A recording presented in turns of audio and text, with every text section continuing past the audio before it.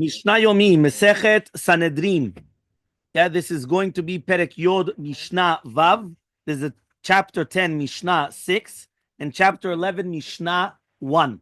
Okay? So again, this is Sanhedrin, Perek Yod, Mishnah Vav. It says as follows. Okay? Shneimar. The Mishnah is going to start with the next pasuk to do with a city that was corrupted. Obviously, we were talking about the Irani Dachat yesterday. So it says, Shneimar ve'kol shelah tikbotz el toch rechovav. What does that mean? You're going to gather all the property and you're going to put it in the rechovav, the Ir in the city center. So he says, Imen la rechov. What happens if it has no square, right? No city center. So he says, Osin la, right? The rechov. So we do make a square for it. Hayta rechava chutzala. What happens if there was a city square, but it was outside, right? So what do? Konsino taletucha. We bring it inside of the city. V'serafta ba'esh et ha'ir ve'kol shella kalila Hashem Elokecha. So they're going to come and they're going to, right, burn in the fire of the town everything. You remember they come and they burn everything in the Nidachat. We just learned yesterday, right, that the fact that usually what is the concept of sekila? What is the concept of avodah zarah? Sekila. So therefore, since you're going to do sekila, right, which is a very strict punishment, right? So what's going to happen? So you don't do anything to the property. However, by ira nidachat, you don't do sekila. What do? You give them hereg. So since you're giving them hereg, so we are going to come and we're going to have to burn all the property. So that's what we're saying right now. Shelala. So you have to completely, right, consume everything, right? You have to fight to destroy everything. So he comes and he says, yeah, he says like this: Shelala velo shelal shamayim. What does that mean? We're talking about the loot of the town must be burnt, right? But not the loot of heaven. What does that mean? Mikan amru, from here we say hagdeshot sheba yivdu. So for example, let's say you have hagdesh, somebody consecrated something. So you're not going to burn it. It's in the city. No.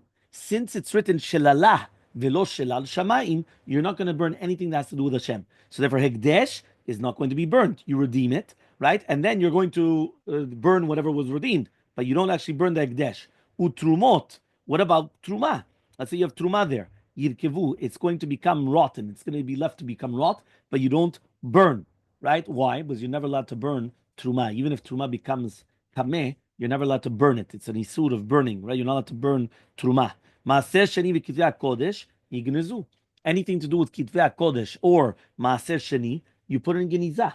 Again, you're not going to burn it. You're not going to go, but you're not allowed to use it. You can. So what do? You put it in genizah. Okay, that's what they learn from shelala velo shelal shamayim. Another learning, kalila Hashem Elokecha. What does it mean now that it has to be completely burnt? So Amar Rabbi Shimon says Rabbi Shimon. Amar HaKadosh Baruch Hu says HaKadosh Baruch Hu, Imatem osim din be'ira nidachat.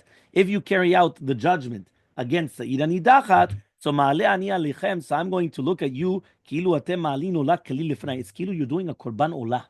Meaning, mamash, you're coming and you're destroying the ira nidachat. You're destroying an entire city. For Hashem, you're bringing a korban olah. Why? Because you're doing the mitzvah of Hashem. You're doing what Hashem commanded you. V'item rai v'ayita tel olam lo tibaneh od. Now this has to be a tel is like a heap, a small mountain. This is going to be mamash. You never burn it. You never rebuild it. So they came and they destroyed it. That city is never rebuilt. Lo ta'aseh afilu ganot u'pardeseh. He said you're not allowed to make a or garden or the orchards. Nothing. You're not allowed to make it. Nothing. Ma? Well, Yamamelech, yes, that is Yamamelech is from the destruction. These are the words of Yosef Galileh. Rabbi Akiva says, "Lo tibane od." What does that mean? Lo tibane od lichmosh hayita eno nivnet. Aval naaset ginot barasim. So here we have a machloket between Rabbi Akiva and Rabbi Yosef Galileh. You're right. According to everybody, I cannot make a city out of it. But can I make an orchard out of it? Can I make gardens? I want to make beautiful gardens. Chaval, stam, just empty land destroyed over there. Let me make a garden. So again, according to Rabbi Akiva, you're allowed to. According to Rabbi Yosef Galileh, you're not allowed to. Next pasuk, you're not allowed to hold anything into your hand from the cherem. You're not allowed to benefit from the cherem.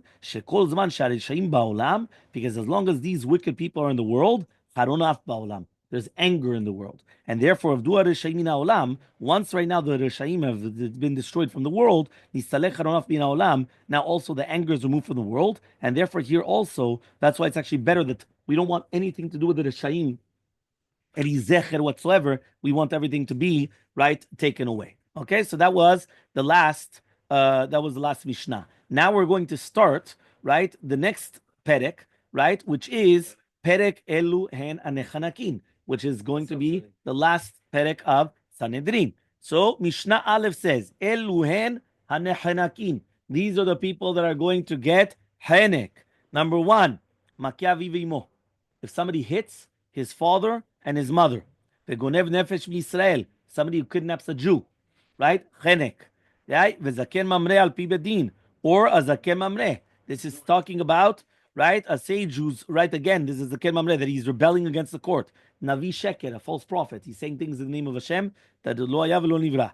Right? V'mitznabe b'shem avodah zarah, he's saying nevuah in the name of avodah zarah. V'abale shetish, somebody has relations with a married woman. This is chenek. Ve'zomeme bat kohen uboala. Right? And the ones which are the zomemim, right, of a bat kohen, right, uboala, or somebody that has relations, right, with the boala. So says now the Mishnah, hamakeh vivimo, the one that comes and hits his father and his mother, eno chayavat sheyaseh ben chabura. So first of all, we gave the entire list. Now we're going to analyze one by one. So it says, when we just mentioned in the beginning of the Mishnah that somebody that hits their parents, it means that not just stama hit, right? It's not that he slapped them. He has to make a chabura. He has to make, right, a wound. What does that mean? He says he has to wound them, right? That's what it means. The general definition means that it's like a bruise. So you can actually see that's the wound, right? So he comes and he says, Ze chomer b'mekulal b'mamakeh. Right? In the following way, one who curses his parent is stricter than one who hits him. He says, Sham kalel le'achar mita chayav. Someone who curses his parent after, right, after his or her death, is also going to be chayav mita. V'amakel le'achar mita is patur. But if somebody hits them after death, he's going to be patur. So in this, if the hitting is going to be more lenient than cursing. Next halacha, hagonev nefesh Israel. Somebody that kidnaps a Jew. He's not going to be chayav unless he puts him into his possession. Meaning, let's say he stole him and he's on the way to put him in the car, right? But he's still in the possession of the person. Meaning, he didn't even leave his property yet. He's still not chayav. Rabbi Yehuda says, "Ad shichnesenu lirshuto v'yishtamesh bo." It's not only that he has to take him into his possession; he has to take him into possession, and he forces him to work. Meaning, it's not just enough kidnapping him; he has to kidnap him. And he has to force him to do something. He has to force him to work. Shenemar v'itamer bo umcharo. Right? That he kidnapped him and he forces him to work. Right? Agonev beno. So somebody kidnaps his own son. Rabbi Shmuel beno shel Yochanan ben Broka mechayev. Right? Rabbi Shmuel the son of Yochanan ben Broka, he comes and he says, he's chayav execution. He has to be killed. The Chachamim come and they say, he's going to be patur. Right, from the death penalty. Okay, there's a machloket. If you look in the Gemara, there's a whole thing, but it has to be found in his hand. Is it talking about even if it's his own son or not? Okay, ganav mishechetzio eved vechetzio menchorin. If he kidnapped a person who's going to be half a slave and half a free man, Rabbi Yehuda says he's going to be chayav, and Chachamim says that he's going to be patur. Right, so this is again going to be a whole question because since he has like two different masters and one of them freed and one of them didn't, so obviously there's going to be two different halachot.